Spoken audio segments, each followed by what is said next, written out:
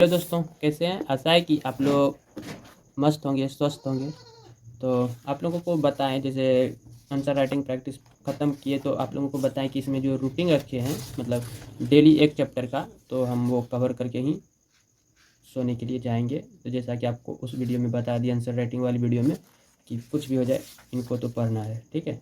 तो आज ये तीसरा दिन है इनका, ठीक ना। सॉरी, आज चौथा दिन है। दूसरा दिन तो थोड़ा हम ही अस्वस्थ हो गए थे। तो एक दो तीसरा उद्देशिका को आज हम कवर करेंगे, ठीक है। तो उद्देशिका को कवर करने में जो टाइम लग जाए आप लोगों को उतना देर तक तो रुकना ही पड़ेंगे, क्या है कि आप ही लोगों की वजह से ये चैप्टर को शुरू कर रहे हैं।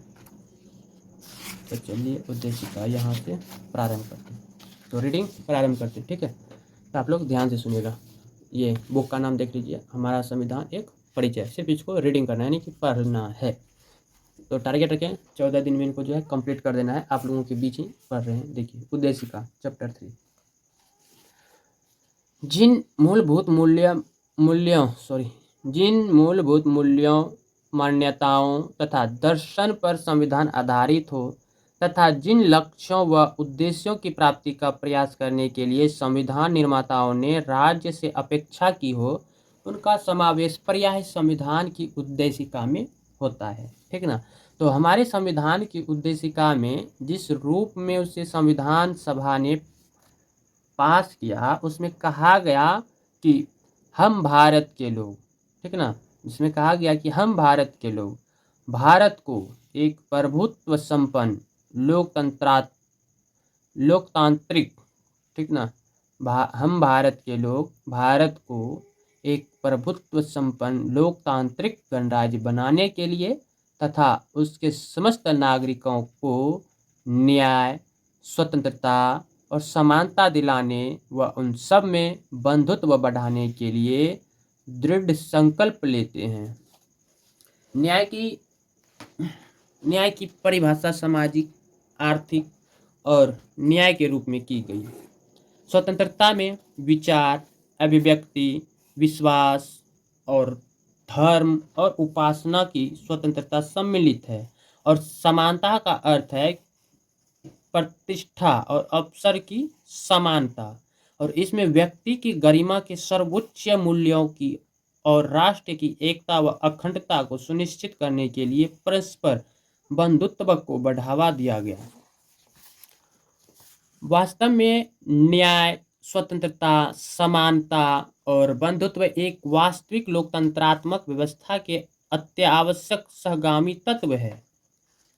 उनके द्वारा केवल लोकतंत्रात्मक गणराज्य की कल्पना स्पष्ट होती है। अंतिम लक्ष्य है व्यक्ति की गरिमा तथा राष्ट्र की एकता सुनिश्चित करना। इस प्रकार यह उद्देशिका घोषित करती है कि भारत के लोग संविधान के मूल स्रोत हैं। भारतीय राज्य व्यवस्था में प्रभुत्व लोगों में निहित है और भारतीय राज्य व्यवस्था लोकतंत्रात्मक है, जिसमें लोगों के मूल अधिकार तथा स्वतंत्रता पूरी तरह से सुनिश्चित किए गए हैं। साथ ही राष्ट्र की एकता भी सुनिश्चित है। आपात स्थिति के दौरान 1976 में 42वें संविधान संशोधन अधिनियम के द्वारा समाजवादी तथा पंथ निरपेक्ष शब्द उद्देशिका में जोड़ दिए गए। इसके अलावा राष्ट्र की एकता शब्द के स्थान पर राष्ट्र की एकता तथा अखंडता शब्दों को सम्मिलित किया गया। यह अनुभव किया गया कि ये विशेष शब्द स्थिति का स्पष्टीकरण मात्र करते थे तथा इनसे राज्य व्यवस्था या राज्य के स्वरूप में कोई विशेष अंतर नहीं पड़ता था, क्योंकि कानून निर्माताओं के अनुसार समाजवाद, पंथ निरपेक्षता और राष्ट्रीय एकता उद्देशिका में तथा मूल रूप में निर्मित संविधान के शेष भागों में पहले से अंतर्निहित थे। 42वें संविधान संशोधन के बाद जिस रूप में उद्देशिका इस समय हमारे संविधान में विद्यमान है, उसके अनुसार संविधान निर्माता जिन सर्वोच्च या मूलभूत संवैधानिक मूल्यों में विश्वास करते थे, उन्हें सूचीबद्ध किया जा सकता है। वे चाहते थे कि भारत गणराज्यों के जन जन के मन में इन मूल्यों के प्रति आस्था और प्रतिबद्धता जगे, पनपे तथा भावी पीढ़ियां जिन्हें यह संविधान आगे चलाना होगा, इन मूल्यों से मार्गदर्शन प्राप्त कर सके।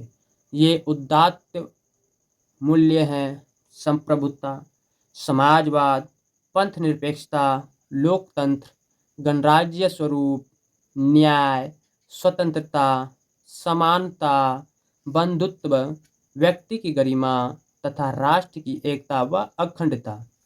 संप्रभुता की बात करें तो संप्रभुता को राज्य का एक अनिवार्य गुण माना जाता है तथा यह एक ऐसी शुद्ध व सर्वोच्च सत्ता का सूचक है जिस पर आंतरिक अथवा बाह्य सत्ता का कोई नियंत्रण नहीं होता।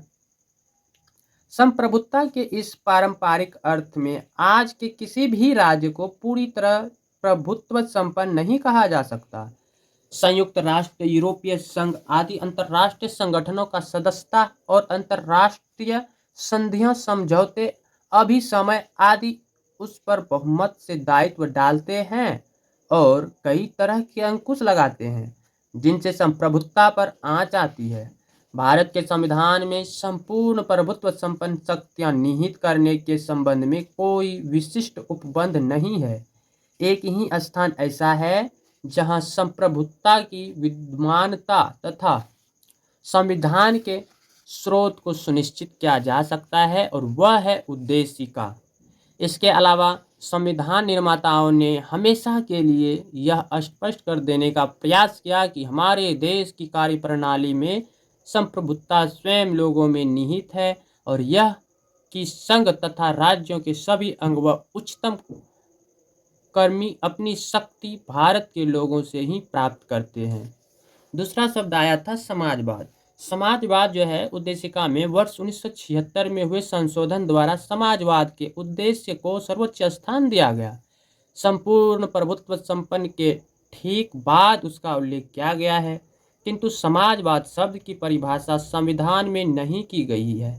समाजवाद में उत्पादन तथा वितरण के साधन पूर्णतया या अशांतया सार्वजनिक हाथों में अर्थात सार्वजनिक अर्थात राज्य के स्वामित्व या नियंत्रण में होने चाहिए, किंतु आर्थिक उदारीकरण, विदेशी पूंजी निवेशन, विदेशी कंपनियों के मुक्ति प्रवेश, सार्वजनिक क्षेत्रों के उपमों के निजीकरण व खुले बाजार की प्रतिस्पर्धा की नीतियों के चलते हम संभवतया किसी प्रकार भी समाजवादी मूल्यों के पालन का दावा नहीं कर सकते।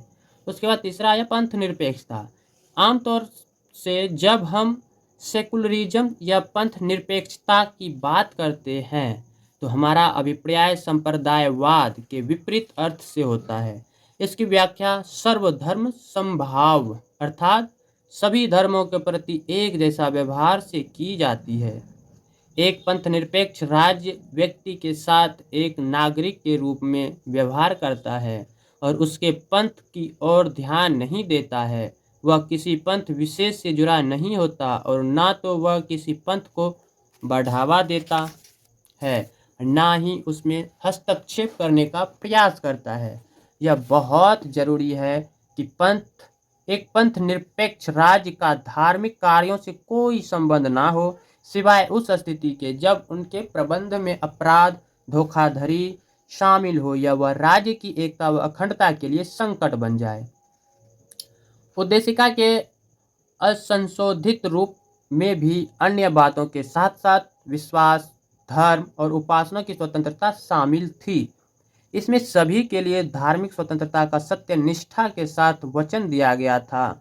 भारत के सभी लोगों में प्रतिष्ठा तथा अवसर और बंधुत्व के सिद्धांतों द्वारा इसकी पुष्टि की गई थी। संविधान निर्माताओं ने एक ऐसे राज्य का सपना संजोया था जो धर्म, जाति, पंथ की समूची विविधताओं से परे होगा। संविधान में एक ऐसी नई समाज व्यवस्था की परिकल्पना की गई थी जो सांप्रदायिक संघर्षों से मुक्त होगी तथा जिसका आधार सामाजिक, आर्थिक और राजनीतिक न्याय होगा। इसमें एक ऐसी राज्य व्यवस्था का निरूपण किया गया था जिसके अंतर्गत कानून में धर्म, जाति आदि के आधार पर नागरिकों के बीच भेदभाव नहीं किया जाएगा। संविधान में एक ऐसा पंथ निरपेक्ष व्यवस्था स्थापित करने का प्रयास किया गया जिसके अंतर्गत बहुसंख्यकों को राज्य की ओर से कोई विशेष अधिकार नहीं दिए गए या उन्हें कोई प्राथमिकता पाने का अधिकार नहीं दिया गया तथा अल्पसंख्यकों के धार्मिक अधिकारों को अनेक प्रकार से संरक्षण प्रदान किया गया। उसके बाद अगला शब्द आया था लोकतंत्र। लोकतंत्र के बुनियादी लक्षण है कि प्रभु सत्ता लोगों में निहित हो, धर्म, जाति, संप्रदाय, रंग या स्त्री पुरुष के भेदभाव के बिना तथा आर्थिक, शैक्षणिक, शैक्षिक या व्यावसायिक पृष्ठ के स्तर के भेदभाव के बिना कानून की नज़रों में सभी बराबर हो। लोकतंत्र में लोग स्वयं अपने स्वामी माने जाते हैं। उन्हें इस बात का अधिकार होता है कि अपने मन चाहे तरीके से तथा उन लोगों द्वारा शासित हो जिन्हें वे चुने।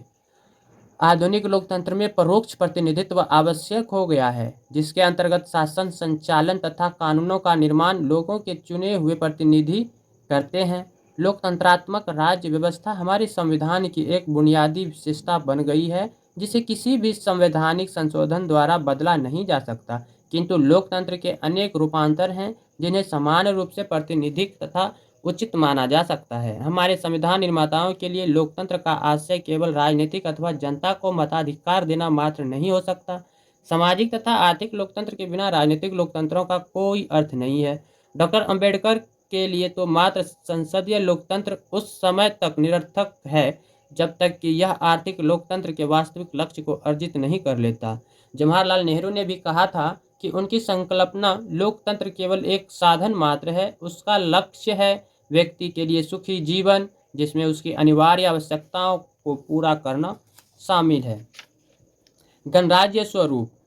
गणराज्य की संकल्पना उस राज्य की प्रतीक है जिसमें जनता सर्वोच्च होती है, जिसमें कोई विशेषाधिकार प्राप्त वर्ग नहीं होता और सभी सार्वजनिक पदों के द्वारा बिना किसी भेदभाव के सभी नागरिकों के लिए खुले होते हैं। इसमें कोई वंशानुगत शासक नहीं होता तथा राज्य का अध्यक्ष लोगों द्वारा एक निश्चित अवधि के लिए चुना जाता है।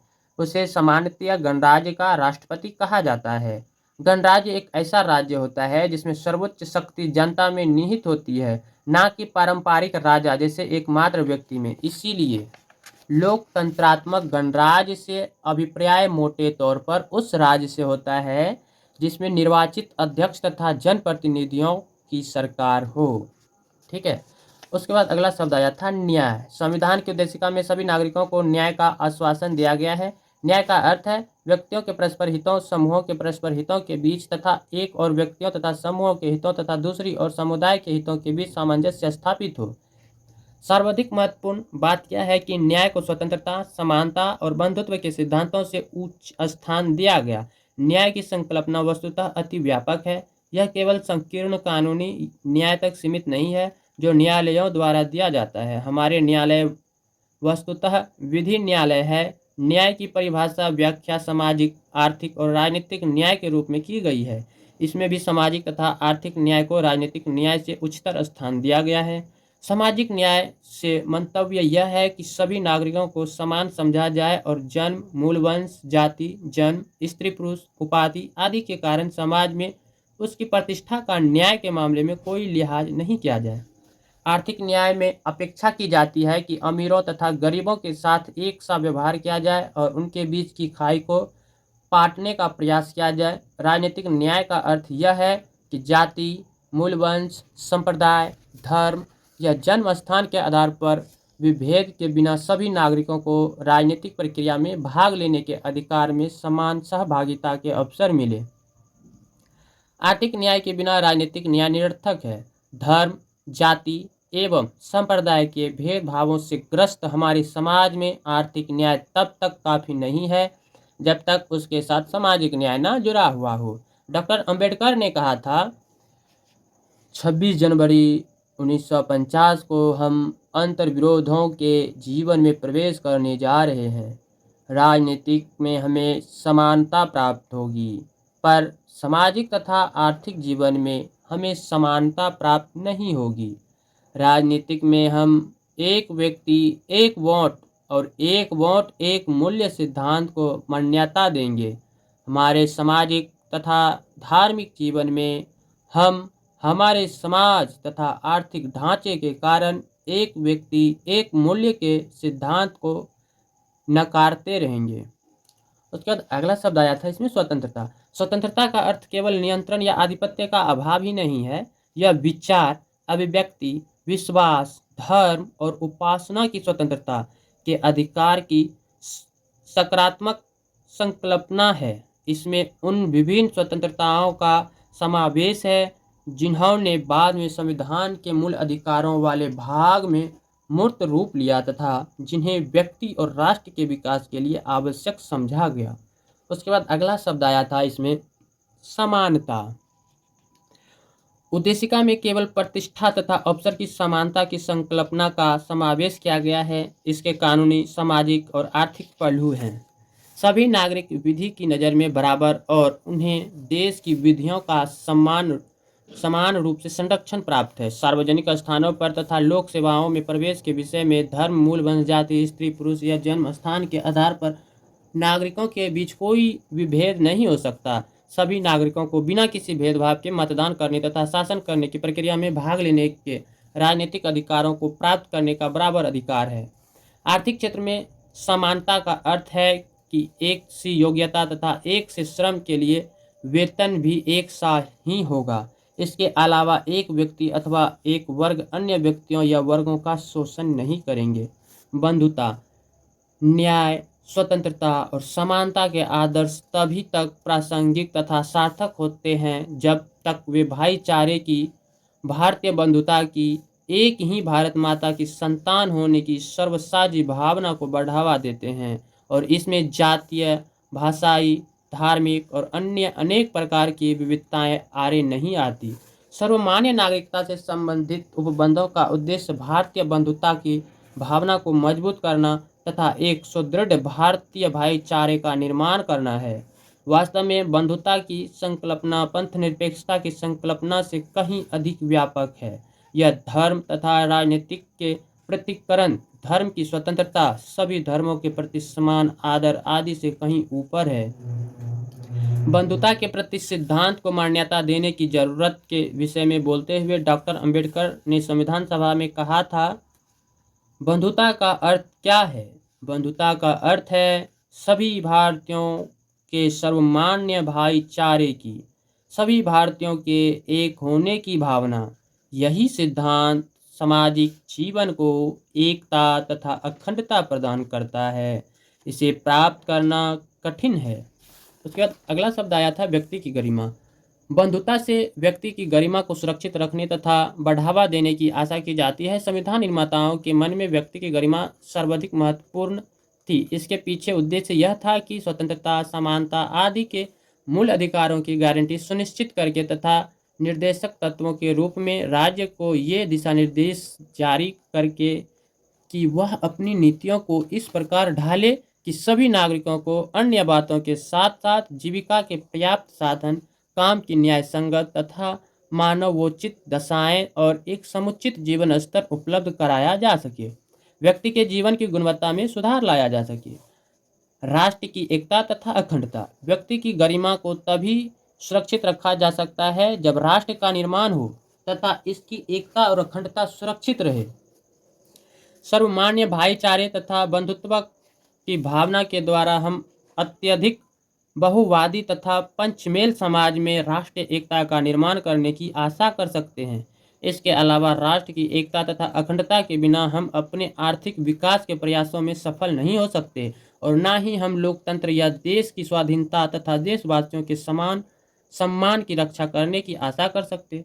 उद्देशिका में समाविष्ट विभिन्न संकल्पनाओं तथा शब्दों से पता चलता है कि हमारी उद्देशिका के उदात्त और गरिमामय शब्द भारत के समुच्चय संविधान के सारांश, दर्शन, आदर्शों और उसके आत्मा का निरूपण करते हैं। संविधान के अन्य भाग तथा ठोस रूप, विचार, तत्व और अर्थ प्रदान करने का एक प्रयास मात्र है। इसमें कोई अचंभे की बात नहीं कि उच्चतम न्यायालय ने पाया कि उद्देशिका में संविधान की कुछ ऐसी बुनियादी विशेषताएं अंतर्निहित है जिन्हें अनुच्छेद 368 के अधीन संविधान के किसी संशोधन द्वारा भी बदला नहीं जा सकता। संविधान के कार्य रूप में अस्तित्व में आने के लगभग 70 सालों बाद हमें इस बात पर गहनता से विचार करने की आवश्यकता है कि हम संविधान के मूल सिद्धांतों को लागू करने और उद्देशिका में सन्निहित उद्देश्यों को प्राप्त करने में कितने और कहाँ तक सफल रहे हैं। तो गाइस अगला चैप्टर है चैप्टर संख्या 4, जिसमें कि हम जानेंगे राज्य, संघ, राज्य, क्षेत्र एवं नागरिकता के बारे में, ठीक ना। तो इनको हम अगले वीडियो में कवर करेंगे। जैसा कि आप लोगों को बताया है कि सिर्फ एक ही चैप्टर एक वीडियो में रीडिंग करना है, यानी कि एक दिन में एक ही चैप्टर को रीड करना है। टोटल 14 चैप्टर को 14 दिन में जो है इनको कंप्लीट करना है। इस बुक को जो है 14 दिन में कंप्लीट करना है। तो चलिए अब मिलते हैं कल। फिलहाल के लिए बाय बाय, और इसी के साथ गुड नाइट, ठीक ना। Love you all of you, bye, good.